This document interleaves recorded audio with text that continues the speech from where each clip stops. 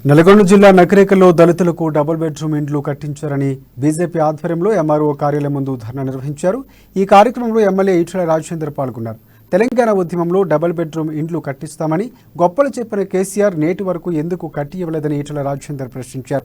కేంద్ర ప్రభుత్వం ఇస్తున్న డబ్బులను రాష్ట్ర ప్రభుత్వం ఇస్తున్నట్లుగా కేసీఆర్ ప్రచారం చేసుకుంటున్నారని అన్నారు. దళితులకు 3 ఎకరాల భూమి ఇస్తారని చెప్పి మోసం చేస్తున్నారని ఈటెల రాజేందర్ తెలిపారు.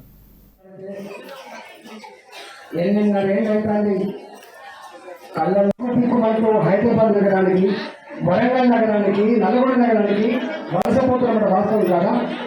వాళ్ళకున్న ఇల్లు సొంత ఇల్లు అనేది ఒక కళ కాబట్టి వస్తే ఏమో కొట్లాడితే 8.5 ఏళ్ళైంది.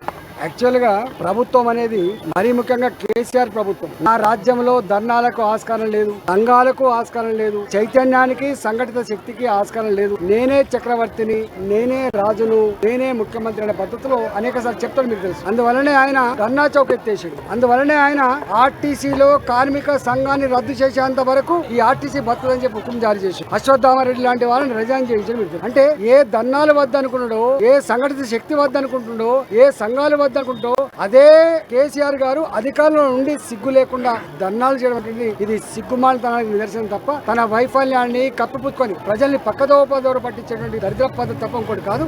యాక్చువల్ గా ప్రభుత్వం అనేది మరీ ముఖ్యంగా